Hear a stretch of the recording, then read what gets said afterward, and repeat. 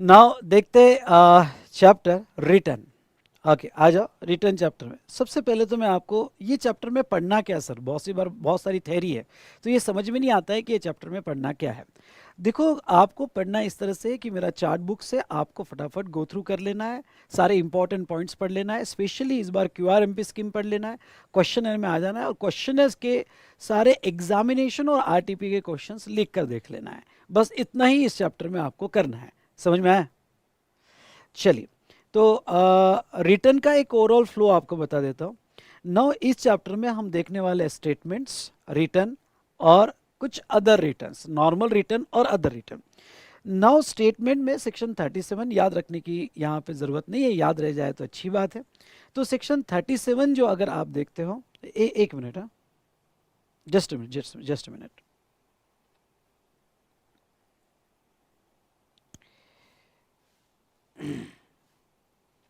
चलिए, तो अब रिटर्न ये चैप्टर में फर्स्ट पार्ट में आते हैं और फटाफट एक पूरे रिटर्न कॉन्सेप्ट का एक और लुक ले लेते हैं यहाँ पे। तो अगर आप देखते हो तो यहाँ स्टेटमेंट एंड रिटर्न, तो स्टेटमेंट की अगर हम बात करें तो GSTR 1 ये रिटर्न नहीं है, GSTR 1 ये आउटवर्ड सप्लाई स्टेटमेंट है। I repeat, outward supply statement है। और यहाँ पे वो सेक्शन 37 में आपको फाइल करना पड़ता है। उसके बाद में IFF, इनवॉइस फर्निशिंग फैसिलिटी, ये QRMP स्कीम में होता है बेटा। आगे मैं QRMP स्कीम बहुत अच्छे से आपको एक्सप्लेन करूंगा।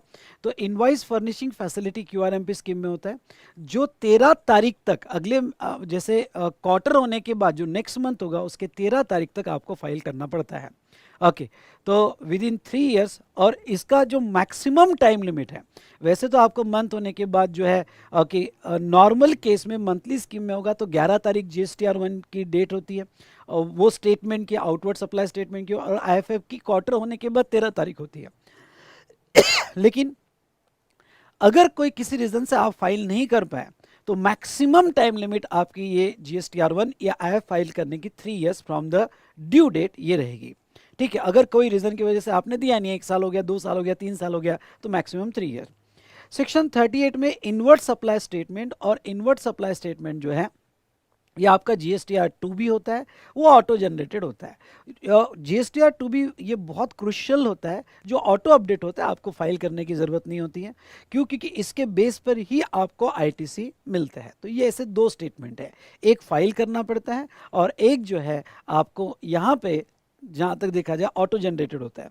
दूसरी बात अगर हम आते हैं तो यहाँ पे नॉर्मल रिटर्न, नॉर्मल रिटर्न की बात करें तो नॉर्मल रिटर्न में दो टाइप के रिटर्न आते हैं, रेगुलर रिटर्न और एनुअल रिटर्न। ध्यान से देखिएगा, रेगुलर रिटर्न और एनुअल रिटर्न। रेगुलर रिटर्न में अगर मैं बात करूं तो अगर regular taxable person including CTB होगा तो GSTR 3B में रिटर्न जाता है। उसके बाद में डेट होती है 20th of next month.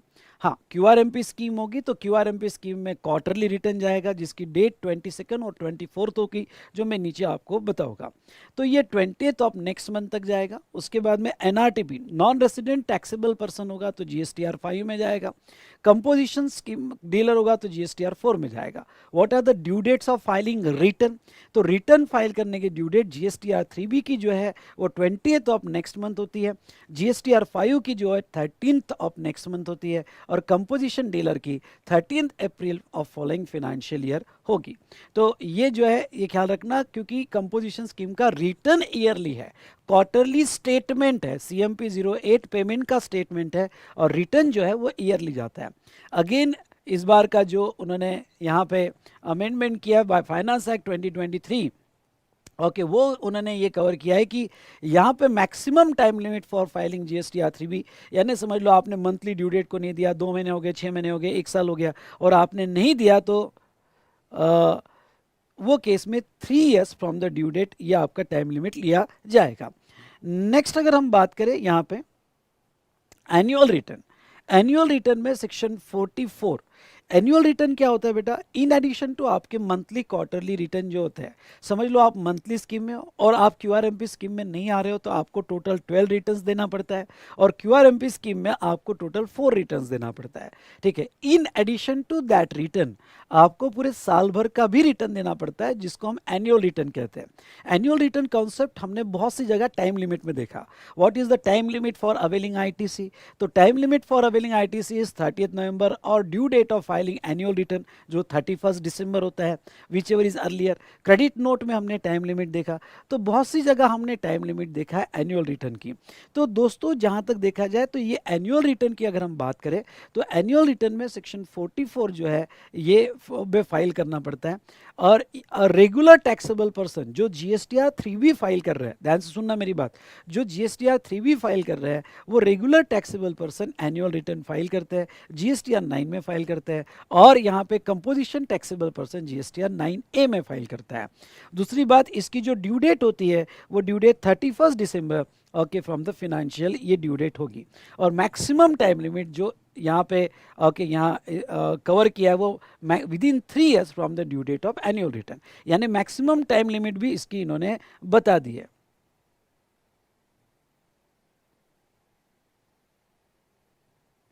Okay, in between spam मत करो बेटा, मैं इन बिटवीन में कोई भी आपकी कमेंट एंटरटेन करने वाला नहीं हूँ। जिसको भी जो सवाल पूछना है ये सेशन के एंड में पूछना, इन बिटवीन एक भी कमेंट आपकी मैं एंटरटेन नहीं करूँगा, मुझे पूरा एक फ्लो में एक्सप्लेन करने दो।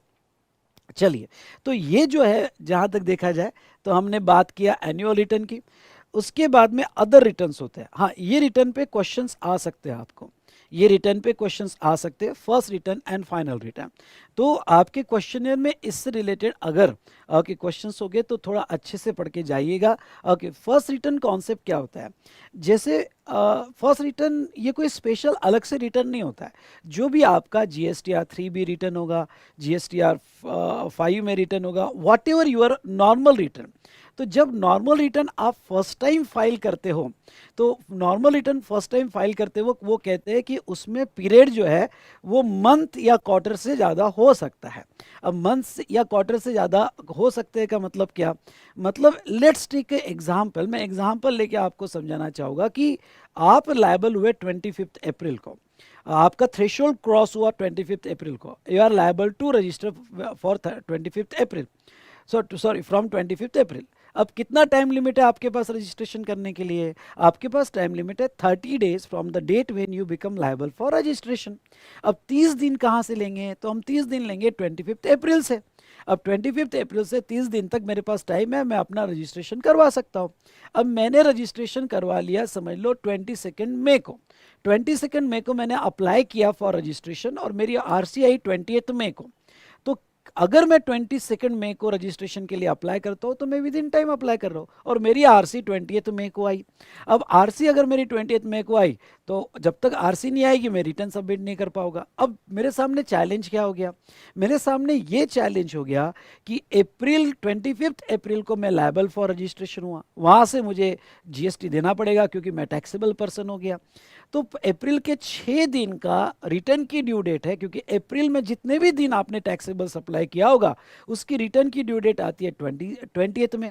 अब वो 20th में ड्यू डेट आ गई, सुनो ध्यान से, सुनो ध्यान से, 20th में ड्यू डेट आ गई, पर 20th में को मेरे पास जो है 20 में को मेरे पास जो था जीएसटी नंबर ही नहीं था, क्योंकि मैंने 22 को अप्लाई किया था और 22 को अप्लाई करने के बाद 28 मई को मेरी आरसी आई। तो अब मैं ओके अप्रैल का तो रिटर्न फाइल नहीं कर सकता। तो गवर्नमेंट कहती है डरने की कोई बात नहीं है। आप जब अपना फर्स्ट रिटर्न फाइल करोगे, सुनिए ध्यान से, जब आप अपना फर्स्ट रिटर्न फाइल करोगे तो फर्स्ट रिटर्न में आप अप्रैल का भी पीरियड कवर कर लेना। यानी आपका फर्स्ट रिटर्न में जब से आप लायबल हुए, ध्यान सुनना, ओके, जब से आप लायबल हुए, when you become liable for registration till the date, मतलब first return shall covered all outward supply from the date from which you become liable for registration. मतलब क्या हुआ कि अब तुम्हारा पहला रिटर्न कब जाएगा? मई का जाएगा। मई का कब जाएगा? 20 जून को जाएगा।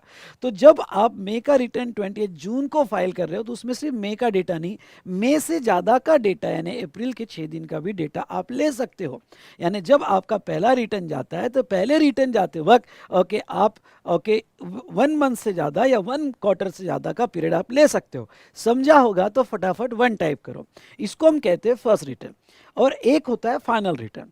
ओके भाई, एक फर्स्ट रिटर्न मतलब बच्चा पैदा हुआ, और फाइनल मतलब भाई साहब अब ये खत्म हो गया, जीएसटी से जाने वाला, टिकट कट गई उसकी।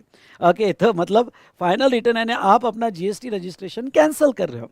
कैंसिल करने के अलग अलग रीजन है जो सेक्शन 29 में एक्सप्लेन किए हुए हैं। रजिस्ट्रेशन चैप्टर में कैंसिलेशन ऑफ रजिस्ट्रेशन में चले जाना। जब भी आप अपना रजिस्ट्रेशन कैंसिल करते हो तो आपको कैंसिल करने का फाइनल रिटर्न एक अलग से देना पड़ता है, और वो फाइनल रिटर्न आपको जो है जीएसटीआर 10 में देना पड़ता है। और वो फाइनल रिटर्न मैं आपको कह दूं, इन एडिशन टू तुम्हारा जीएसटीआर 3B, या इन एडिशन टू तुम्हारा जो यहाँ पे नॉर्मल रिटर्न होगा, वो इन एडिशन टू दैट आपको देना पड़ेगा। मतलब ओके, उस पीरियड तक का 3B तो देना ही पड़ेगा, प्लस आपको एक फाइनल रिटर्न कंक्लूड करके देना पड़ता है जब आप डी रजिस्ट्रेशन के लिए जाते हो। भाई ये डी रजिस्ट्रेशन क्या होता है? ये डी रजिस्ट्रेशन होता है कि आप रजिस्ट्रेशन कैंसिल कर रहे हो। भाई कैंसिल कर रहे हो तो बहुत सारे इंपैक्ट आपके ऊपर आते हैं। आपको याद होगा तो शेड्यूल 2 के हिसाब से, इफ यू पैरा 4 शेड्यूल 2 के हिसाब से, if you ceases to be a taxable person, तो जो भी तुम्हारी असेट होगी इन द बिजनेस उसके ऊपर जीएसटी आता है। उसके बाद में सेक्शन 18 में जब आप रजिस्टर से डी रजिस्टर होते हो तो स्टॉक का आईटीसी आपका रिवर्सल आता है, तो वो तुमने आईटीसी रिवर्सल किए क्या, उसके बाद में असेट के सारे गुड्स पे जीएसटी दिया क्या, ये सब कुछ आपको आपके फाइनल रिटर्न में बताना पड़ता है। इसलिए फाइनल रिटर्न आपको अलग से देना पड़ता है। चलिए, अब ये फाइनल रिटर्न जो आप अलग से दे रहे हो, final return shall be furnish within 3 months of the date of cancellation of order. अब 3 months ऑफ द, अब ये 3 months समझ लेना। ओके, तो 3 months of the date of cancellation of order और date of cancellation which is later. What is the difference between date of cancellation of order और date of cancellation which is later? अब समझ लो, यहाँ पे example के तौर पे आपने रजिस्ट्रेशन जो है, रजिस्ट्रेशन कैंसलेशन का ऑर्डर ले लिया 20 दिसंबर को, पर ऑर्डर में लिखा गया कि आपका रजिस्ट्रेशन 1 जनवरी से कैंसिल किया जाएगा। ऑर्डर कब आई? ऑर्डर आपको 20 जनवरी को, ऑर्डर आपको 28 यानी 20 दिसंबर को आई, और कैंसलेशन डेट कब से कैंसलेशन हो रहा है उसमें लिखा गया कि 1 जनवरी से कैंसिल होगा। तो date of cancellation of order और डेट ऑफ कैंसलेशन, तो date of cancellation of order है 20 दिसंबर। ओके, और डेट ऑफ कैंसलेशन जो है, ओके, वो डेट ऑफ कैंसलेशन है यहाँ पे 1 जनवरी। तो whichever is later, okay, whichever is later मतलब 1 जनवरी से 3 महीने के अंदर आपको ये जो है फाइनल रिटर्न देना पड़ेगा। कभी कभी क्या होता है, डेट ऑफ कैंसलेशन पहले हो जाता है, रिट्रोस्पेक्टिव कैंसलेशन किया, मतलब ऑर्डर आपको 20 दिसंबर को आई, पर आपके ऑर्डर में लिखा गया कि आपका कैंसलेशन 1 सितंबर से किया जाता है। रिट्रोस्पेक्टिव कैंसलेशन किया, सिवियर एक्शन आपके अगेंस्ट में लिया। अगर रिट्रोस्पेक्टिव कैंसलेशन किया होगा तो वो सिचुएशन में यहाँ पे ओके, आपका डेट ऑफ कैंसलेशन पहले हुआ, ऑर्डर बाद में आई, तो ऑर्डर से 3 महीना आपको लेना पड़ेगा। इस पे क्वेश्चन पूछ सकते हैं, अगर क्वेश्चन पूछने लायक है तो ये 2 सेक्शंस है। ओके, क्यूआरएमपी स्कीम है जिसके ऊपर आपको क्वेश्चन पूछते हैं। ओके, तो ये 2 सेक्शन अच्छे से करके जाना, इससे रिलेटेड क्वेश्चन भी अच्छे से करके जाना। ये समझ गया क्या? ओके, ये समझ में आया कि नहीं आया? बोलिए फटाफट। ओके, तो ये था एक फ्लो, हमने पूरा स्टेटमेंट्स क्या होते हैं, रेगुलर रिटर्न क्या होता है, एनुअल रिटर्न क्या होता है, फर्स्ट रिटर्न या फाइनल रिटर्न क्या होता है। अब मैं आपको बता दूं, ये फाइनल रिटर्न वही देता है जो जीएसटीआर 3B देगा। जो जीएसटीआर 3B देगा, जब आप रिटर्न की प्रोविजन पढ़ते हो तो जो 3B देता है वही फाइनल रिटर्न देता है। जिसको 3B अप्लीकेबल नहीं है, जैसे एग्जाम्पल के तौर पर ISD, okay, input service distributor, उसको 3B अप्लीकेबल नहीं है तो उसको फाइनल रिटर्न देने की जरूरत नहीं है। ओके, या NRTP 3B अप्लीकेबल नहीं है तो फाइनल रिटर्न देने की जरूरत नहीं है। फाइनल रिटर्न उसको ही देना पड़ता है जो 3B यहाँ पे देगा। समझा हो गया? तो फटाफट 222222 टाइप करो। ओके, तो 2 टाइप करो। तो चलिए दोस्तों, ये जो था स्टेटमेंट और रिटर्न, हमने एक पूरा फ्लो देख लिया। चलो यहाँ पे अब स्टेप बाय स्टेप नीचे आते हैं। आउटवर्ड और इनवर्ड सप्लाई स्टेटमेंट। तो outward supply statement every registered person including CTP, ये आपको जहां तक देखा जाए तो इंक्लूडिंग सीटीपी, तो ये आपको एमसीक्यू में पूछ सकते हैं, क्या सीटीपी जीएसटीआर1 फाइल करता है? Yes, casual taxable person GSTR one file करता है। ओके, और यहाँ पे ये जीएसटीआर1 जो है मंथली जाएगा। Okay, details of outward supply, okay monthly जाएगा। क्यूआरएम की स्कीम में क्वार्टरली जाएगा। क्यूआरएम की स्कीम मैंने नीचे अलग से ले लिया है, इसमें मिक्स ही नहीं किया है। और इसकी ड्यू डेट होगी 11th of the next month. अब 11th of the next month का मतलब क्या? मतलब ये हुआ कि आप 1 तारीख 2 तारीख पर मैक्सिमम 11 तारीख तक दे सकते हो। हाँ, अब ये एक बात समझ लेना कि आप जीएसटीआर1 पहले नहीं दे सकते। ओके, यानी मंथ के पहले नहीं दे सकते, आप 11 तारीख तक दे सकते हो। और नॉट अप्लीकेबल टू, ये पढ़ के जाना, जीएसटीआर1 किसको अप्लीकेबल नहीं है? कंपोजिशन टैक्स पेयर को नहीं देना पड़ता, एनआरटीपी को नहीं देना पड़ता, आईएसडी को नहीं देना पड़ता, जो टीडीएस टीसीएस डिडक्ट कर रहे हैं उनको नहीं देना पड़ता, और ओआईडीएआर सर्विस प्रोवाइडर को यहाँ पे जीएसटीआर1 देने की जरूरत नहीं है। आई होप आपको ये समझ में आया होगा। ओके, और एक ऑनलाइन मनी गेमिंग है, उनको भी जीएसटीआर1 यहाँ पे अगर बाहर से इंडिया में सर्विस प्रोवाइड कर रहे हैं तो उनको भी जीएसटीआर1 देने की ज़रूरत नहीं है, उनके लिए स्पेशली रिटर्न है। तो चलिए, आपको जीएसटीआर1 मैंने बता दिया कि आपको मंथ होने के बाद 11 तारीख तक देना पड़ता है। Details of outward supply, outward supply में आपको अगर ट्रांजेक्शन B2B होगा, ओके यानी इंटरस्टेट हो या इंट्रास्टेट हो, made to registered person, B2B होगा तो आपको इनवॉइस वाइज डिटेल उसमें देनी पड़ती है। ओके, और interstate supplies with invoice value more than 2.5 lakhs made in to URP. हाँ, तो आपको इनवॉइस वाइज डिटेल कौन से केस में देनी पड़ती है? यानी हर इनवॉइस आपको अपडेट करना पड़ता है। तो अगर आपका ट्रांजैक्शन B2B होगा तो हर इनवॉइस की डिटेल्स देनी पड़ती है, और अगर आपका ट्रांजैक्शन B2C होगा तो B2C में इनवॉइस वाइज डिटेल नहीं होती है, कंसोलिडेटेड डिटेल होती है। पर अगर आपका सप्लाई, ये वाला पॉइंट समझना, अगर आपका सप्लाई इंटरस्टेट सप्लाई होगा और आपने अनरजिस्टर्ड पर्सन को किया होगा और वैल्यू 2.5 लाख से ज्यादा होगी, एक मिनट, आपका सप्लाई इंटरस्टेट होगा, वैल्यू 2.5 लाख से ज्यादा है इनवॉइस की, और अनरजिस्टर्ड पर्सन को होगा, तो फिर उस इनवॉइस की डिटेल्स इनवॉइस वाइज आपको देना पड़ेगा, वो कंसोलिडेटेड डिटेल में नहीं आएगा। तो फिर एक सवाल आता है कि कंसोलिडेटेड डिटेल कौन से केस में देनी पड़ती है? तो कंसोलिडेटेड डिटेल्स जो है यहाँ पे इंट्रास्टेट सप्लाई, अगर यूआरपी को किया, इंट्रास्टेट यूआरपी को किया, तो आपको इनवॉइस में नहीं, टोटल ओके एचएसएन वाइज आपको टोटल करके डिटेल्स देनी पड़ती है। और आपकी इंटरस्टेट में वैल्यू 2.5 लाख से कम है, अगर 2.5 लाख के ऊपर अनरजिस्टर्ड को है तो वो तो फिर इनवॉइस वाइज में चले जाएगा। 2.5 लाख या उससे अप टू 2.5 लाख, उससे कम है तो आप टू अनरजिस्टर्ड पर्सन, तो आप कंसोलिडेट कर सकते हो। हाँ, इसमें एक क्वेश्चन आपको आ सकता है, वो क्वेश्चन आपने स्टिकी नोट्स लेके यहाँ अटैच कर देना, चार्ट में होगा तो अच्छी बात है, अदरवाइज आपने अटैच कर देना। कौन सी ऐसी 2 केसेस है जहां पे आप जीएसटीआर1 अर्ली फाइल कर सकते हो? वो क्वेश्चन बड़ा अच्छा है। कौन सी ऐसी 2 केसेस है कि जहां जीएसटीआर1 आप मंथ के अर्ली फाइल कर सकते हो? जनरली जीएसटीआर1 मंथ होने के बाद ही फाइल होता है, 1 तारीख से 11 तारीख के बीच में, पर उसके 2 एक्सेप्शन है। एक एक्सेप्शन है यहाँ पे कैजुअल टैक्सेबल पर्सन, अगर कैजुअल टैक्सेबल पर्सन का रजिस्ट्रेशन खत्म हो रहा है, ओके, क्योंकि वो टेम्परेरी रजिस्ट्रेशन मिलता है, तो वो मंथ होने के पहले ही जीएसटीआर1 फाइल कर सकता है विद इन 7 डेज। या फिर दूसरा है यहाँ पे, एक तो कैजुअल टैक्सेबल पर्सन है, और दूसरा if you cancel your registration आप मंथ के इन बिटवीन ही कैंसिल कर देते हो, तो वो सिचुएशन में आपको जीएसटीआर1 ओके मंथ के पहले भी फाइल करना पड़ता है। तो ये 2 केसेस है, ओके, अगर बुक में से पढ़ के वो अटैच कर देना अगर चार्ट में कवर नहीं होगा। चलिए, फर्निशिंग ऑफ रिटर्न अगर हम बात करें तो टाइप ऑफ टैक्सेबल पर्सन, तो एवरी रजिस्टर्ड पर्सन जीएसटीआर3B में वो यहाँ पे रिटर्न फर्निश करेंगे। ओके, रिटर्न मंथली जाएगा और part of the month, note in case of QRMP scheme में क्वार्टरली जाएगा। रिटर्न जीएसटीआर3B फाइल करने की डेट होगी 20th ऑफ नेक्स्ट मंथ, और not applicable to supplier of OIDAR services, composition NRTP ISD person deducting TDS TCS. लेकिन every registered person यहाँ पे लिखना हो तो लिख देना इंक्लूडिंग सीटीपी, तो सीटीपी होगा तो सीटीपी भी जीएसटीआर3B देगा। हाँ, पर कौन से पर्सन 3B नहीं देंगे, तो ये लिस्ट मैंने यहाँ पे आपको दी है। ठीक है। उसके बाद में return by composition tax pair.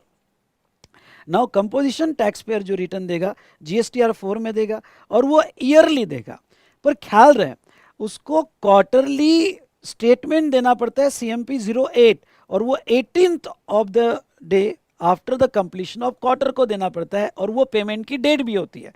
ख्याल रहे क्वार्टरली कंपोजिशन स्कीम में रिटर्न नहीं है, क्वार्टरली स्टेटमेंट है सीएमपी 08 में और जो पेमेंट के लिए है और उसकी डेट है 18th after the completion of quarter. आपको रिटर्न जीएसटीआर 4 में देना पड़ता है और वो ईयरली है। ओके, तो वो ईयरली रिटर्न आपको देना पड़ेगा जिसकी ड्यू डेट है 30th April following the end of such financial year. उसके बाद में नेक्स्ट अगर हम बात करें तो एनुअल रिटर्न, एनुअल रिटर्न आपका जीएसटीआर 9 में जाता है। ओके, जो हमने ऊपर देखा, और 31 December of next financial year आपका डेट होगा। और किसको एनुअल रिटर्न नहीं देना पड़ेगा? OIDR services provider, okay, composition tax payer, NRTP, ख्याल रहे आईएसडी को नहीं देना पड़ता है, और पर्सन डिडक्टिंग टीडीएस और टीसीएस और सीटीपी। ये ख्याल रखना, ये ख्याल रखना, मतलब क्या, सीटीपी को जीएसटीआर 3 भी देना पड़ता है, सीटीपी को जीएसटीआर 1 देना पड़ता है, पर सीटीपी को एनुअल रिटर्न नहीं है ना, एनआरटीपी को है। एमसीक्यू क्वेश्चन आ सकता है, एनआरटीपी को भी एनुअल रिटर्न नहीं है, सीटीपी को भी एनुअल रिटर्न नहीं है, आईएसडी टीडीएस टीसीएस को भी नहीं है। ओके, और those referred in proviso to section 35(5), तो वो गवर्नमेंट सेक्टर में जो है जिनके गवर्नमेंट ऑडिट होते हैं उनको यहाँ पे एनुअल रिटर्न देने की ज़रूरत नहीं है। नाउ एनुअल रिटर्न के साथ आपका self certified reconciliation statement attach होता है और ऑडिटेड एनुअल फाइनेंशियल स्टेटमेंट भी अटैच होता है। उसके बाद में फाइनल रिटर्न, जैसे मैंने आपको कहा था फाइनल रिटर्न आपको, अगर आप रजिस्ट्रेशन कैंसिल कर रहे हो तो वो केस में आपको in addition to your normal return आपको एक फाइनल रिटर्न देना पड़ता है जो जीएसटीआर 10 में देना पड़ता है, और वो 3 months from the date of cancellation और date of order of cancellation which is later. तो ये आपको रिटर्न देने पड़ेंगे। भाई साहब समझ में आया कि नहीं आया? बताओ, यस और नो? समझ में आया कि नहीं आया? चलिए,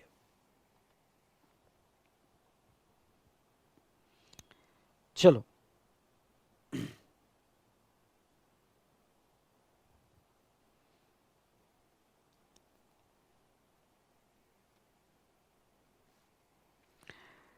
अब आते थोड़ा ये साइड में फर्स्ट रिटर्न।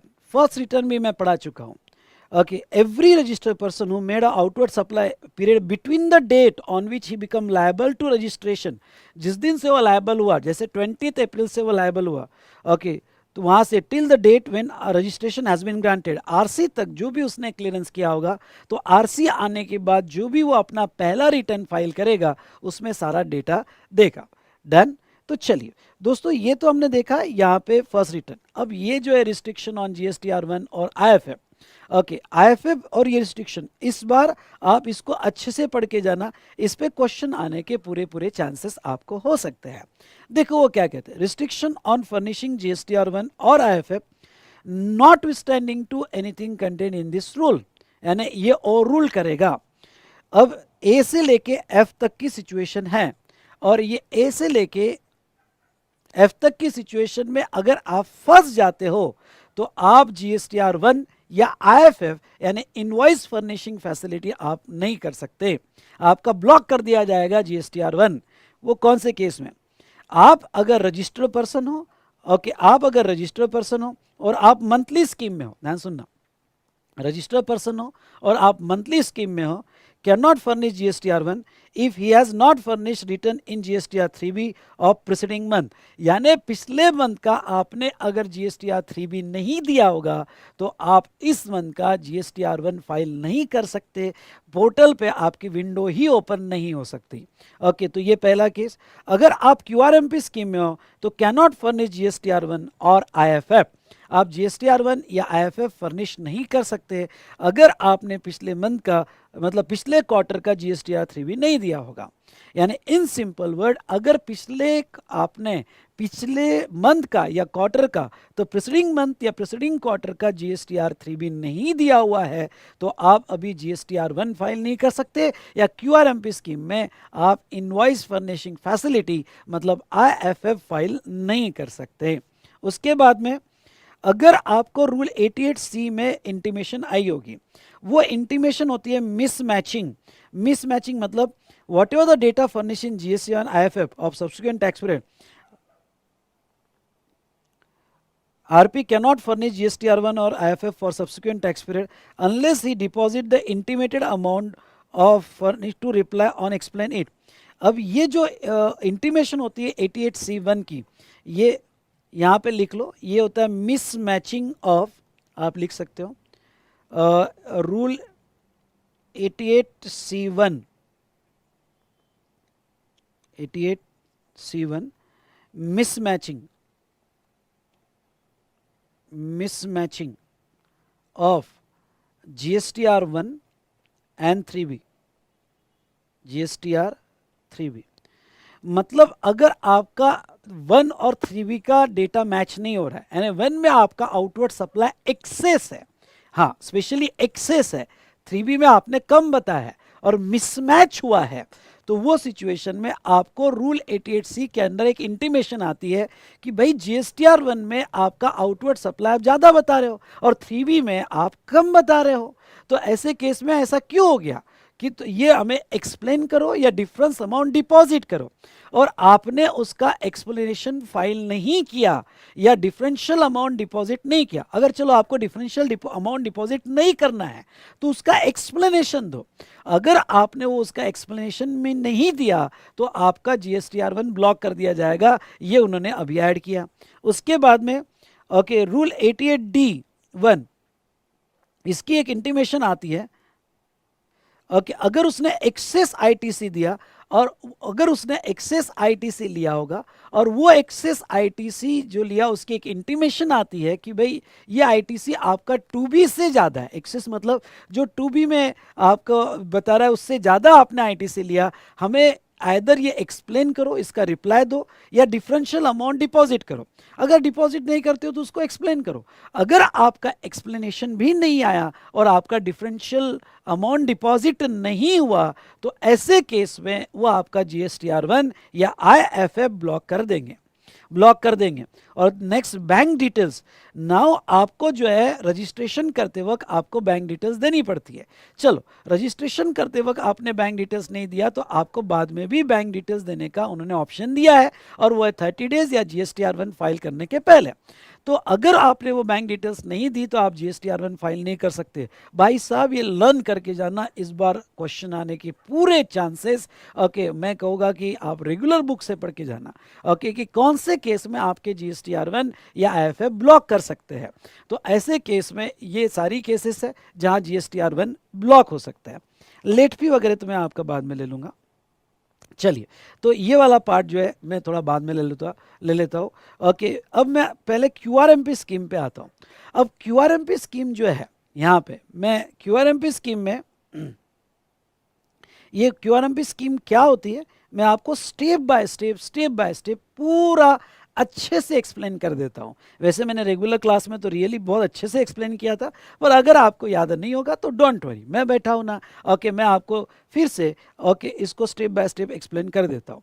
देखिए QRMP स्कीम, और यही मेन पार्ट है, बाकी तो इसमें कुछ भी नहीं है। रिटर्न चैप्टर में देखो क्या होता है, यहाँ पे नॉर्मल मंथली स्कीम में क्या होता है, स्टेप बाय स्टेप एक एक पॉइंट नेक्स्ट 20 to 25 मिनट्स यहाँ मेरे साथ समझ लो कि ये सारी चीज़ें। अब यहाँ पे देखो नॉर्मली क्या होता है, नॉर्मली ये होता है कि अगर आप मंथली स्कीम में हो ओके समझ लो आप मंथली स्कीम में हो तो इस मंथ के आपके 3 इनवॉइस बने, I1 I2 I3 okay. I1 की वैल्यू है 1 लाख रुपए जीएसटी का, जिसके ऊपर जीएसटी है यहाँ पे 12,000। I2 की वैल्यू है 2 लाख रुपए जीएसटी ओके यहाँ पे 24,000। I3 की वैल्यू है 3 लाख जिसके ऊपर जीएसटी 36,000 रुपीज़ है। अब ये जो जीएसटी यहाँ पे आपके 3 इनवॉइसेस समझ लो in the month of April बने, आपको सारी इनवॉइस की डिटेल्स फाइल करनी पड़ती है GSTR1 में, और GSTR1 आपको अगले महीने के 11 तारीख तक फाइल होता है ओके। आई होप आपको ये समझ में आया होगा। अब ये जो GSTR1 आप 11 मई को फाइल करते हो, समझ लो आपने GSTR1 में इनवॉइस वाइज सारी डिटेल्स सबमिट कर दी। अब जीएसटीएन पोर्टल क्या करता है, जीएसटीएन पोर्टल कस्टमर का यानी जो बायर का अगर वो रजिस्टर्ड होगा तो उसका टू बी ऑटो अपडेट कर देता है। ऑटो अपडेट कर देता है मतलब समझ लो आई 1 इनवॉइस ओके बायर B1 के नाम का होगा तो बायर B1 का टू बी अपडेट हो जाएगा, बायर B2 का टू बी अपडेट हो जाएगा, B3 का अपडेट हो जाएगा। तो रिस्पेक्टिव बायर के टू बी अपडेट हो जाते हैं और ये टू बी के बेस पर रिसिपिएंट आगे क्रेडिट ले सकता है। टू ए अब इतने काम का नहीं है, टू बी बेस पर रिसिपिएंट आगे क्रेडिट ले सकता है। डन। अब देखो यहाँ पे ओके क्यूआरएमपी स्कीम क्या है और क्यूआरएमपी स्कीम लाने के पीछे उनका ऑब्जेक्ट क्या था। अब कुछ लोगों को पहले तो क्यूआरएमपी क्या होता है, क्यूआरएमपी मतलब quarterly return but monthly payment. बोलो मेरे साथ जोर से एक बार, क्वार्टरली रिटर्न बट क्या, मंथली पेमेंट। अब ये होता है कि रिटर्न आप क्वार्टरली दो, कंप्लायंसेस आप क्वार्टरली करो, लेकिन पेमेंट आप मंथली करो। ध्यान सुनना, पेमेंट आप मंथली करो। मतलब क्या, मतलब ये है कि देखो कंप्लायंस करने में भी कॉस्ट लगती है।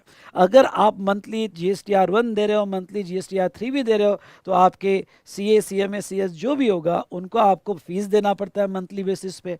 तो गवर्नमेंट ने छोटे बिजनेसमैन के लिए जिनके एग्रीगेट टर्नओवर 5 करोड़ के नीचे है उनके लिए उन्होंने क्वार्टरली स्कीम लाई कि चलो ठीक है पेमेंट आप मंथली करो लेकिन आप रिटर्न जो है क्वार्टरली दे सकते हो, तो उनके लिए लाया।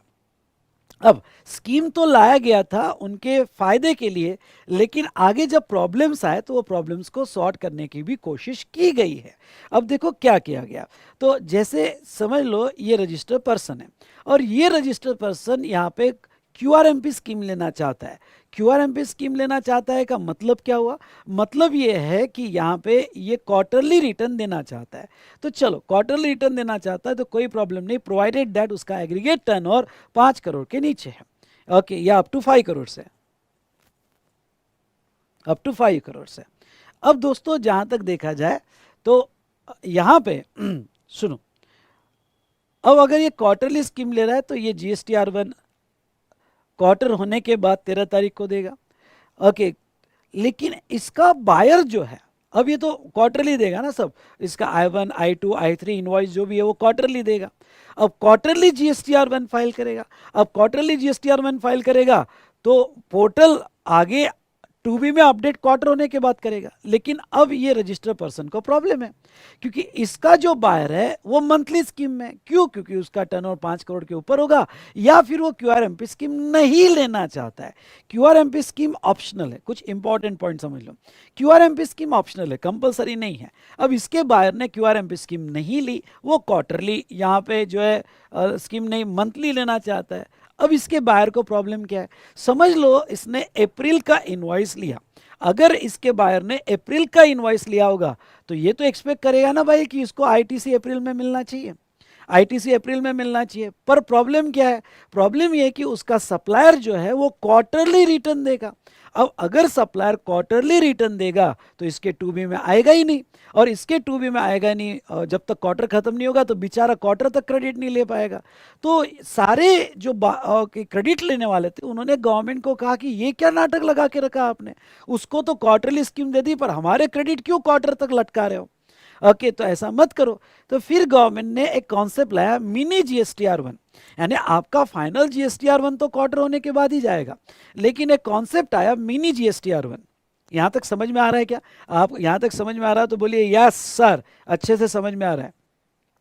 तो मिनी GSTR1 क्या होता है, मिनी GSTR1 होता है IFF invoice furnishing facility.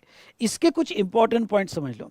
Okay ये जो है ऑप्शनल होता है, it is also called as mini GSTR1, object to pass on the credit of QRMP scheme. मतलब क्या, समझ लो कोई सप्लायर को रिटर्न तो क्वार्टरली देना है लेकिन अपने बायर को आईटीसी जो है वो मंथली पास ऑन करना है। अब इसका बायर कर रहा है कि यार तू कुछ भी कर, तू तेरा return quarterly they okay whatever it may be okay, लेकिन मुझे क्रेडिट मंथली चाहिए, मुझे क्रेडिट मंथली चाहिए, तो रिटर्न GSTR1 दे क्वार्टरली के को देना है। तो ऐसे केस में ये जो रजिस्टर पर्सन है, ये रजिस्टर पर्सन ओके यहाँ पे IFF इनवॉइस फर्निशिंग फैसिलिटी एक मिनी GSTR1 दे सकता है। और ये मिनी GSTR1 को फाइल करने का डेट है 13 मई ऑफ द अप्रैल। ये आईएफएफ पहले 2 महीने के ही दिए जाते हैं, उसका लॉजिक आपको पता होगा। ये आईएफएफ पहले 2 महीने के ही दिए जाते हैं, मतलब क्या, अप्रैल का आईएफएफ 13 मई तक जाएगा और मई का आईएफएफ यहाँ पे 13 जून तक जाएगा। तो ओके, जून का आईएफएफ नहीं होता है क्योंकि जून के बाद डायरेक्ट जीएसटीआर1 ही जा रहा है। ओके, तो जीएसटीआर1 जा रहा है तो आईएफएफ देने की जरूरत क्या है। ओके, तो ऐसे ये आईएफएफ का ऑब्जेक्ट क्या है, अगर कोई कस्टमर को हमें क्रेडिट इमीडिएट देना है तो उसका इनवॉइस आईएफएफ में अपडेट हो जाता है, और उसका इनवॉइस आईएफएफ में अपडेट होने के बाद, सुनिए, उसका इनवॉइस आईएफएफ में अपडेट होने के बाद पोर्टल उसके 2B में मंथ में अपडेट कर देता है और उसको क्रेडिट मिल जाता है। ओके, अब ये यहाँ पे मैं अभी बता देता हूँ कि आईएफएफ में जरूरी नहीं कि सभी बायर के इनवॉइस अपडेट करें। जिसको हम क्रेडिट देना चाहते हैं, समझ लो मैंने B2B सेल किया, 10 कस्टमर को सेल किया, पर 10 में से मेरे को 2 ही बायर को पास ऑन करना है। ये आप सिलेक्ट करो, क्योंकि ये आपके पास ऑप्शनल है, ये आप सिलेक्ट करो कौन से बायर को देना है। तो जितने बायर को देना है, 2 बायर, 3 बायर, 1 बायर, उतने ही बायर का आईएफएफ फाइल करो और उतने ही बायर को क्रेडिट उस मंथ में पास ऑन होगा। अब मैं आपको कह दूं, आईएफएफ मैंडेटरी नहीं है। आप आईएफएफ तभी दो अगर आपको उस मंथ में आपका बायर चिल्ला रहा है, आपका बायर कह रहा है कि मुझे क्रेडिट चाहिए, तो अगर उसको क्रेडिट चाहिए तो फिर आईएफएफ 13 तारीख तक फाइल कर दो और उसको क्रेडिट पास ऑन कर दो। ओके, अगर आपका बायर नहीं चिल्ला रहा है तो जीएसटीआर1 में अपडेट करो, वॉट एवर इट में भी। ओके, तो जो आप अपने हिसाब से सिलेक्ट कर सकते हो ओके आईएफएफ में, जिसमें आपकी वैल्यू जो है, इनवॉइस की वैल्यू, जो भी आईएफएफ में जितने भी इनवॉइसेस आप ले रहे हो, जिसमें इनवॉइस की वैल्यू 50 लाख के ऊपर नहीं होनी चाहिए। पर ख्याल रहे, अप्रैल का आईएफएफ आपको देना होगा तो 13 मई तक ही दे सकते हो, और मई का आईएफएफ 13 जून तक दे सकते हो। समझ लो अप्रैल का आईएफएफ आपने नहीं दिया क्योंकि कोई कस्टमर ने डिमांड ही नहीं किया, तो जाने तो नहीं देते आईएफएफ। ओके, फिर एक कस्टमर ने कहा कि अरे मेरा अप्रैल का बिल है यार, मेरे को क्रेडिट चाहिए, तो अब तो डेट निकल गई, तो क्या मई के आईएफएफ में आप अप्रैल का ट्रांजैक्शन ऐड कर सकते हो क्या? नहीं, अप्रैल गया, बात खत्म। अब वो ट्रांजैक्शन आप मई के आईएफएफ में ऐड नहीं कर सकते। इनवॉइस फर्निशिंग फैसिलिटी उसमें आप ऐड नहीं कर सकते। अब जो भी बचा वो अब आपका जब जीएसटीआर1 जाएगा तो वो जीएसटीआर1 13 तारीख को जाएगा, जून होने के बाद, उसमें आप फाइल कर देना, अब उसको क्रेडिट तभी मिलेंगे। इन सिंपल वर्ड, अगर आपको सेम मंथ में क्रेडिट फाइल करना है, पास ऑन करना है, तो वो आईएफएफ से आप 13 मई तक फाइल कर दो, 13 तारीख तक, यानी 13th of the next month, दूसरे मंथ का 13th of the next month. अगर कुछ भूल जाते हो तो फिर जब जीएसटीआर1 फाइल करोगे तभी उसको आगे क्रेडिट मिलेगा। तो क्या आईएफएफ कंपलसरी है? नो, आईएफएफ कंपलसरी नहीं है, ओके, ऑप्शनल है। क्या आईएफएफ का ऑब्जेक्ट आउटवर्ड सप्लाई का स्टेटमेंट है आउटवर्ड सप्लाई का स्टेटमेंट, बस इसका यही है कि to pass on the credit, हमें इससे ज़्यादा और कुछ नहीं है, हमको उसको क्रेडिट पास ऑन करना है सेम मंथ में, और उससे ज़्यादा उसका कोई ऑब्जेक्ट नहीं है, इसलिए ये मिनी जीएसटीआर1 कहा जाता है। यहाँ तक समझा क्या? यहाँ तक समझा होगा तो फटाफट 1 टाइप करो। अब ये बड़ी डायग्राम में ले रहा हूँ, डायग्राम दिखने में तो भयानक दिखती है पर बहुत सिंपल डायग्राम है, और कॉन्सेप्ट समझाने के लिए डेफिनेटली मैं इसको यूज करूंगा। ठीक है, वेरी गुड वेरी गुड। ये जो बच्चे रिस्पॉन्स देते हैं मेरे को बड़े पसंद आते हैं यहाँ पे। चलिए दोस्तों, अब आते हैं हम इस पर क्यूआरएमपी स्कीम, और क्यूआरएमपी स्कीम को थोड़ा और डेप्थ में जाता हूँ। ओके, डेप्थ में लेके आपको ये क्यूआरएमपी स्कीम पढ़ाने की कोशिश करता हूँ। ठीक है, तो देखो, अब समझ लो ये बंदा QRMP quarterly return monthly payment scheme ले रहा है। अब इसके ट्रांजैक्शंस देख लो, और ये ट्रांजैक्शंस जो है, अब एक एक ट्रांजैक्शंस यहाँ पे समझने की कोशिश करना। अप्रैल में इसके B2B ट्रांजैक्शंस हुए, कॉन्सेप्ट समझो। ओके, कॉन्सेप्ट समझ लो, मैंने डायग्राम में दिया हुआ है। ओके, फिर आप भी पढ़ सकते हो, आपको सिर्फ मेरे क्वेश्चन के क्वेश्चन सॉल्व करना है, उससे ज़्यादा और कुछ नहीं करना है ये चैप्टर में। ओके, सिर्फ कॉन्सेप्ट समझ लो। समझ लो, अप्रैल में B2B ट्रांजैक्शन हुआ, और B2B ट्रांजैक्शन अप्रैल में हुआ। ओके, 3 इनवॉइसेस दिए, बायर B1, B2, B3 को, और B2C ट्रांजैक्शंस हुए 2 इनवॉइस के, I4 I5 का। जो हमने इनवॉइसेस इशू किए 1 lakh, 2 lakh, 3 lakh, 50,000, 20,000, what ever it में भी, इसका जीएसटी इनवॉइस में असेस हुआ 80,400। ठीक है, इसमें से मुझे ओके अब अप्रैल का आईएफएफ देना है, तो क्या मैं सारे B2B ट्रांजेक्शन का IFF दूं क्या? नहीं, गवर्नमेंट आपको फोर्स नहीं करता है। गवर्नमेंट तो ये भी फोर्स नहीं करता है कि आप IFF दो, वो आपके बायर को अगर क्रेडिट पास ऑन किया तो आपका डिसीजन है IFF देना। हाँ, मेरे दो बायर चिल्ला रहे, बायर B1 और B2 चाहते हैं कि उनको जो है उनको इमीडिएट क्रेडिट चाहिए सेम मंथ में, क्योंकि वो मंथली स्कीम में है। तो मैं सिर्फ बायर B1 और B2 का इनवॉइसेस IFF में अपडेट कर दूंगा, और IFF में मैं 13 तारीख को IFF फाइल करूंगा, और IFF में मैं इनवॉइस I1 और I2 जो बायर B1 B2 के हैं वो अपडेट कर दूंगा, सो दैट वो क्रेडिट ले सके। तो सर फिर बाकी का बचा हुआ क्या? जैसे B3 वाला भी जो है I3 इनवॉइस जो है वो भी तो B2B है, तो वो मैं जब क्वार्टरली GSTR1 फाइल करूंगा उसमें अपडेट करूंगा। वो बायर चिल्ला नहीं रहा है तो वो उसमें अपडेट करूंगा। और ये B2C वाले ट्रांजेक्शन कंसोलिडेट ट्रांजेक्शन है, क्योंकि ये इनवॉइस वाइज नहीं कंसोलिडेट, तो ये जब मैं GSTR1 फाइल करूंगा तब मैं अपडेट करूंगा। सिमिलर बेसिस पर मैं यहाँ पे सिमिलर बेस कॉन्सेप्ट को समझ लो, सिमिलर बेसिस पर मे का रहेगा। अब मे के भी जो है यहाँ पे कुछ B2B ट्रांजेक्शन हुए, B2C ट्रांजेक्शन हुए, इसमें से मुझे सिर्फ यहाँ पे B7 वाला पीछे लगा हुआ है, और B7 वाला कह रहा है कि यहाँ जो है मुझे क्रेडिट चाहिए। तो मैंने एक ही बायर का IFF पास ऑन फाइल किया और यहाँ पे दिया। अब देखो एक चीज समझ लो, 13 तारीख IFF फाइल करने की है, तो वो आपकी मर्जी, आपको किसी बायर को देना होगा तो आप दे सकते हो, जिसको नहीं देना होगा तो मत दो, ओके मत दो। लेकिन ओके आपको QRMP स्कीम में पेमेंट मंथली करना पड़ता है, रिटर्न आप क्वार्टरली दो और बट पेमेंट मंथली करना पड़ता है। मतलब क्या? मतलब ये हुआ कि अप्रैल का पेमेंट आपको अगले महीने के 25th यानी अगले महीने के 25th डे को देना पड़ेगा। पेमेंट तो आपको मंथली देना पड़ेगा। आप IFF दो मत दो, GSTR1 क्वार्टरली दो, 3B क्वार्टरली दो, आपको जो क्वार्टरली देना है दो, हमको पेमेंट मंथली चाहिए। और पेमेंट ये जो अप्रैल का पे करने का तरीका है, ये इसके लिए दो स्कीम दी है उन्होंने, fixed sum method and self assessment method. सुनिएगा, fixed sum method and self assessment method, यहां दो स्कीम उन्होंने यहां पे दिया हुआ है। पेमेंट तो मंथली होगा, तो पहले मंथ के पेमेंट करने की डेट होगी 25th में। GST जो आपका कंप्यूट होगा वो नीचे दो गए मेथड में से आप जो मेथड सिलेक्ट करोगे उस मेथड से आपको GST पे करना पड़ेगा। तो ऐसे सिचुएशन में यहाँ पे जो है मैंने अपने इनवॉइसेस थे B2B B2C, और अब थर्ड मंथ का IFF देने की ज़रूरत नहीं है। जून का डायरेक्ट GSTR1 जाएगा 13 तारीख को, तो अब जून का डेटा आप डायरेक्ट GSTR1 में दो। तो GSTR1 में कौन सा डेटा दिया जाएगा? वेरी इंपॉर्टेंट पॉइंट मैं आपको ये बता दूं कि यहाँ पे जो डेटा आप IFF में दे चुके हो, ध्यान से सुनना, जो डेटा आप IFF में दे चुके हो वो डेटा आपको GSTR1 में देने की जरूरत नहीं है। जो डेटा बच गया वही GSTR1 में दो। जैसे अप्रैल का मैंने B1 B2 IFF में दे दिया, तो GSTR1 में आप वो अपडेट करने की जरूरत नहीं, पर B3 अपडेट करो, B2C अपडेट करो। ओके, मे का मैंने B7 दिया, तो बाकी बचा हुआ अपडेट करो B2B B2C, और जून का तो पूरा डेटा अपडेट होगा। तो वो क्वार्टर होने के बाद जो आपका IFF में नहीं दिया हुआ डेटा है वो GSTR1 में 13 तारीख को जाएगा। और यहाँ पे आपका 3B जो क्वार्टरली फाइल होगा, सुनिएगा, जो आपका 3B क्वार्टरली फाइल होगा वो 3B की डेट 20 तारीख नहीं होगी।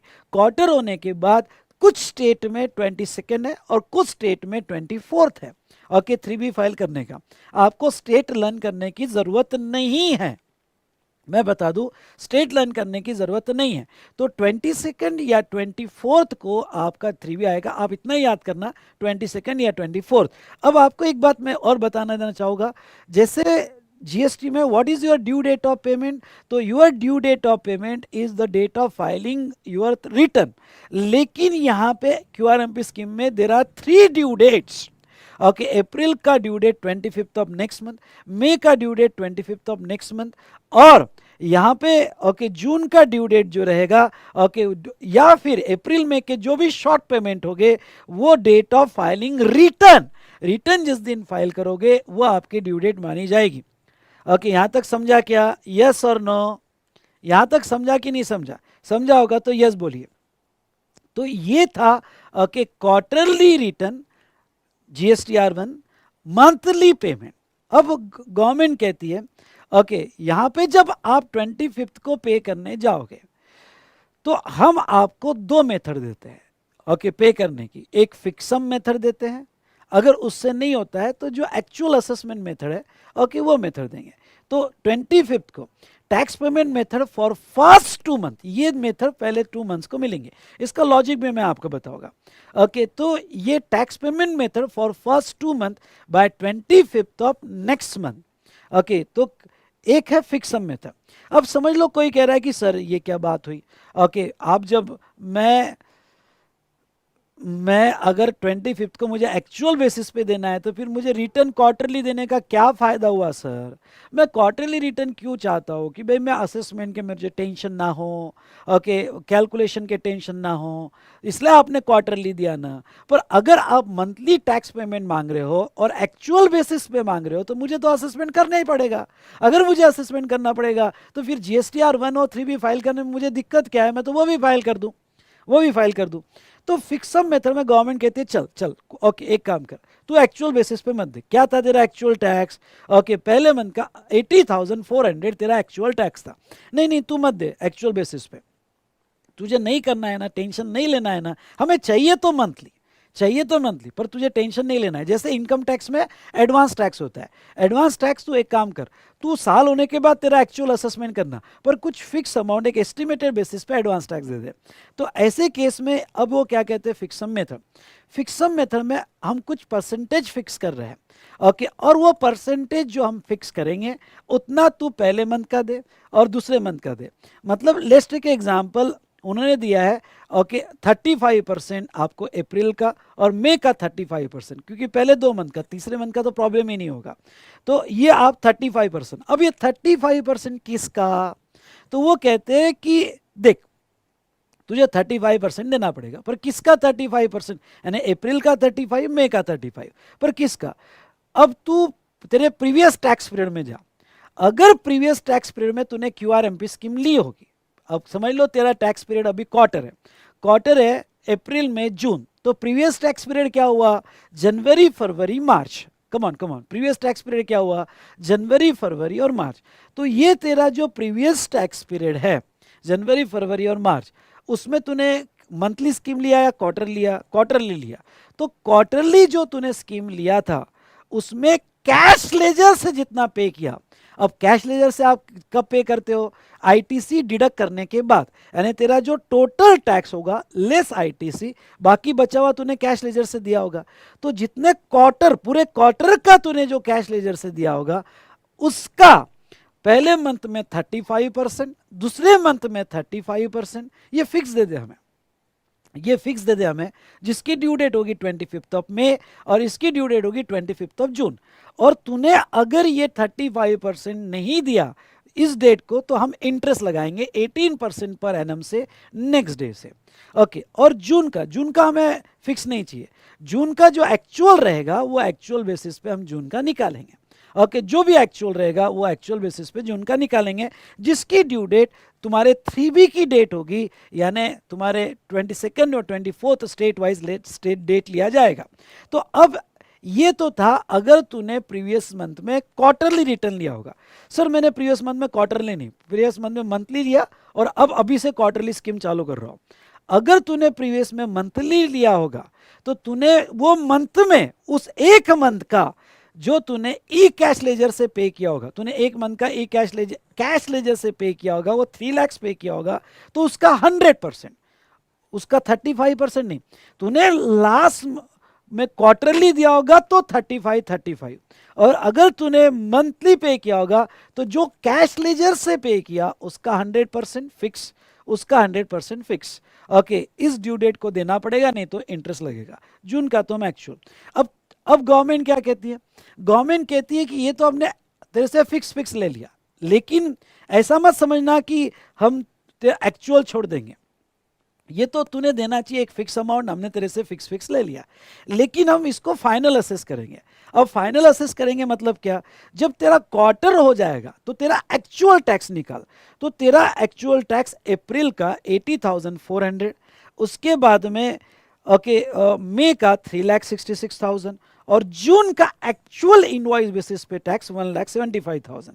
तो समझ लो तेरा जो एक्चुअल टैक्स था ओके पूरे क्वार्टर का actual tax liability of the quarter case one मतलब ये वाला कि तुम्हारा केस वन यानी ये ओके कि तुमने प्रीवियस टैक्स पीरियड में क्वार्टरली बेसिस पे 35 दिया। तो वो सिचुएशन में आपको इतने कैलकुलेशन नहीं करना है, सिर्फ कॉन्सेप्चुअली समझ लो, सिर्फ कॉन्सेप्चुअली समझ लो। तो ये केस में तेरा एक्चुअल टैक्स इतना था ओके तो तेरा एक्चुअल टैक्स इनवॉइस बेसिस पे अगर तीनों महीने का टोटल कर दूं तो ये आता है 6,21,600। इसमें से तू क्या लेगा, आईटीसी लेगा 3 महीने का। ये तो हमने इनवॉइस के बेसिस पे टैक्स निकाला क्योंकि ये तो इनवॉइस थे ना, ये तो देखो ये तो इनवॉइस थे ना, आउटपुट टैक्स था ना 80,400 माइनस आईटीसी लेगा। अज्यूम तेरा आईटीसी यहाँ पे 2 लाख रुपए है तो तेरा टैक्स पेबल कितना आया 4,21,600 तेरा एक्चुअल टैक्स पेबल आया। लेकिन तूने पहले 2 महीने में कितना दे दिया, पहले 2 महीने में तूने फिक्स बेसिस पे 350 दे दिया यानी तूने 7 दे दिया ओके तो भाई साहब ये तो 3 महीने का टैक्स 421,600 आया और तूने तो फिक्स बेसिस में तूने ज़्यादा दे दिया। तो ज़्यादा दे दिया तो डर मत, जितना भी तूने ज़्यादा दे दिया होगा उतना तुझे रिफंड मिल जाएगा। थोड़ा उल्टा सिचुएशन ले लो, उल्टा सिचुएशन ऐसी ले लो कि तुमने अगर ये 421 नहीं होता ये 1421 होता, आई रिपीट ये 1421 होता तो -7 होता, बाकी का आपको एक्सेस 22 तारीख को पे करना पड़ता या 24 तारीख को पे करना पड़ता। ठीक है, हाँ अगर आपने वो एक्सेस 22 या 24 तक पे नहीं किया तो फिर इंटरेस्ट लगता एक्सेस वाले पे।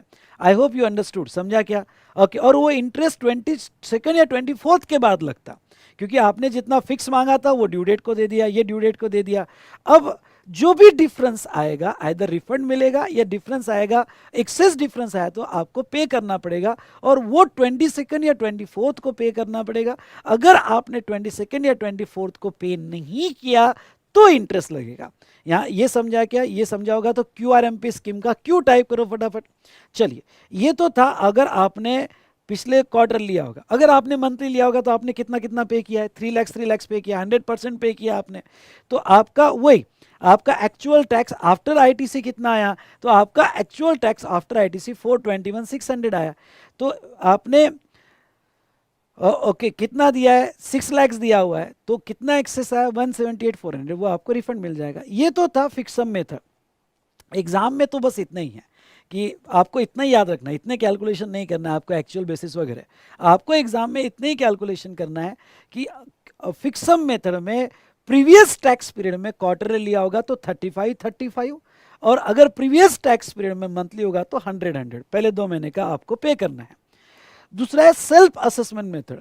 समझ लो आपको फिक्स सम मेथड नहीं लेनी है तो आपको सेल्फ असेसमेंट मेथड मतलब एक्चुअल टैक्स बेसिस पे पे करना पड़ेगा।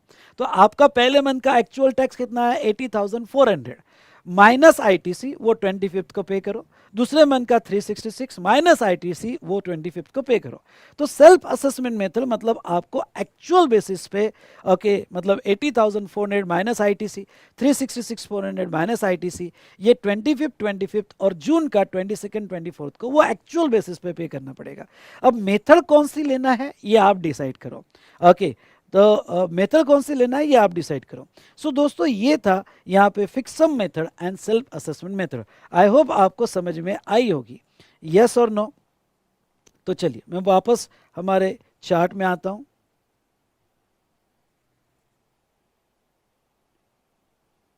देखो क्यूआरएमपी स्कीम, हाँ ये चार्ट में, वैसे तो वो चार्ट से मैंने पूरा आपको एक अच्छे से एक्सप्लेन कर दिया है लेकिन फटाफट बता देता हूँ। यहाँ पे रजिस्टर पर्सन क्यूआरएमपी स्कीम और इंटरेस्ट लायबिलिटी पेमेंट वगैरह मैंने पूरा चार्ट दो इसमें डिवाइड किया हुआ है। देखो रजिस्टर पर्सन को क्यूआरएमपी स्कीम मिलेगी यहाँ पे who is required to furnish return in GSTR 3B, जो 3B फाइल करते हैं उनको क्यूआरएमपी स्कीम मिलेगी और उनका एग्रीगेट टर्नओवर 5 ईयर्स से कम होना चाहिए इन प्रोसीडिंग फाइनेंशियल ईयर ओके तो क्यूआरएमपी स्कीम मिलेगी। ऑप्टेड फॉर क्यूआरएमपी स्कीम तो जीएसटीआर 1 क्वार्टरली जाएगा पर पहले मंथ का मंथ 1 और मंथ 2 का ओके ये आईएफएफ फाइल कर सकते हैं और आईएफएफ 1 से 13 तारीख तक का फाइल कर सकते हैं। मंथ 3 का उनको आईएफएफ फाइल करने की ज़रूरत नहीं है, वो डायरेक्ट जीएसटीआर 1 में ओके डिटेल्स देंगे जीएसटीएन पोर्टल पे और अकॉर्डिंगली रिसिपिएंट के 2B पे अपडेट हो जाएगा। अब देखो ये जो क्यूआरएमपी स्कीम है, ख्याल रहे आपको पहले मंथ का पेमेंट 25 अप्रैल को ही देना है, दूसरे मंथ का पेमेंट 25 जून को देना है, पर तीसरे मंथ का पेमेंट आपको 22 और 24 को देना है। अगर वो आप नहीं दे पाए तो इंटरेस्ट लगेगा 18% पर एनम से। ओके, अब आपको जब पेमेंट देना है तो पेमेंट की 2 मेथड है। Okay, fixed sum method and self assessment method.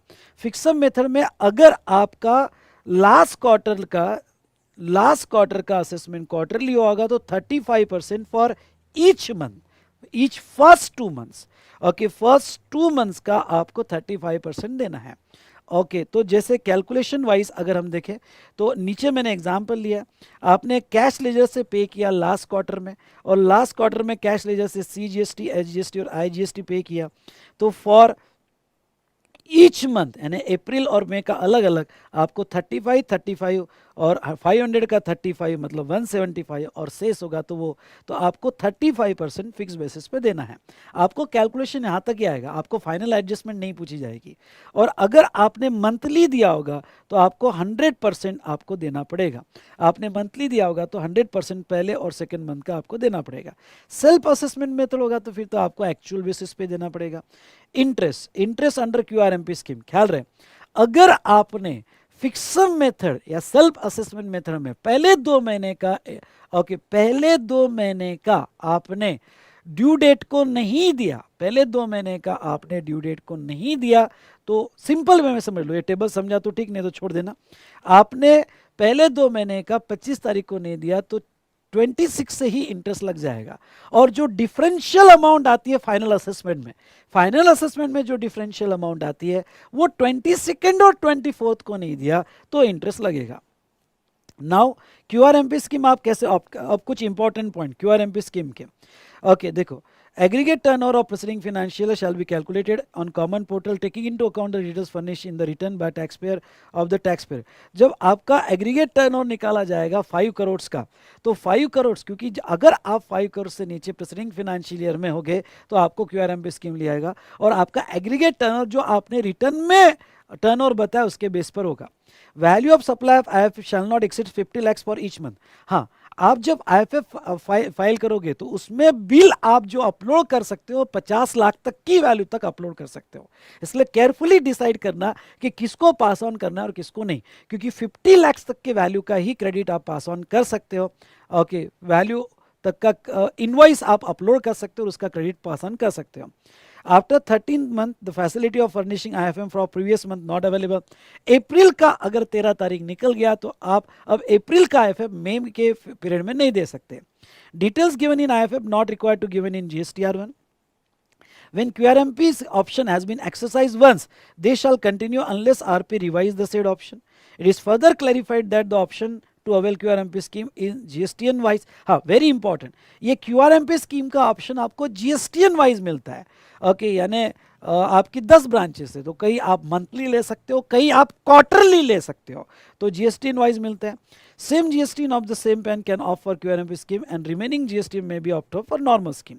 हाँ, अब आप ये कैसे ऑप्ट कर सकते हो, ध्यान से सुनना।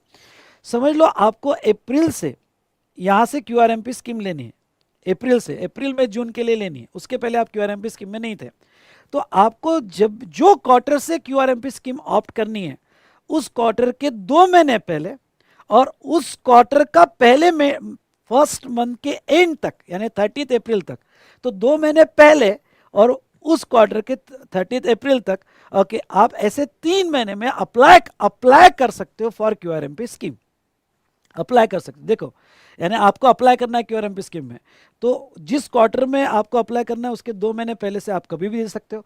और चलो वो क्वार्टर स्टार्ट भी होगा तो वो क्वार्टर के पहले मंथ के एंड तक का आप कभी भी अप्लाई कर सकते हो। और आपको कैंसिल भी करना है QRMP स्कीम तो यही टाइम पीरियड है, कैंसिल भी करना होगा तो जिस क्वार्टर से कैंसिल करना है उस क्वार्टर के 2 महीने पहले इंटीमेट करना पड़ता है या उस क्वार्टर के मंथ एंड तक आपको इंटीमेट करना पड़ता है।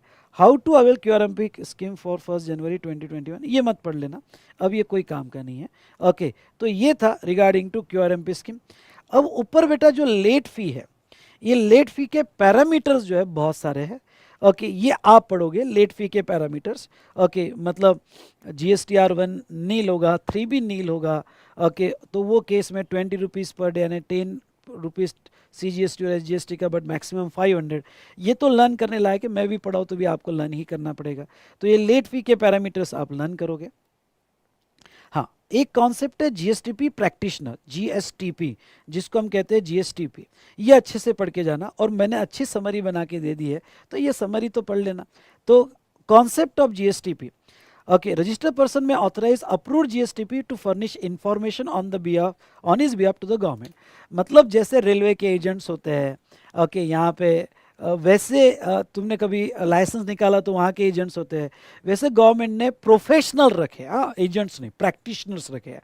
तो गवर्नमेंट का जो है पोर्टल पे लोग जिसको भी GST में प्रैक्टिस करना है, जिसके क्राइटेरियाज है, जिसको भी GST में प्रैक्टिस करना है, वो GSTP का रजिस्ट्रेशन करवाएंगे और वो लोगों को सर्विस देंगे।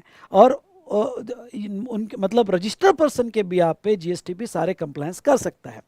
ओके, तो इसका स्पेशल यूजर आईडी और पासवर्ड रहेगा GSTP का। Okay, they can do all the work on the behalf of tax payer, and tax payer may choose different GSTP simply unselecting the previous one and choose the new one.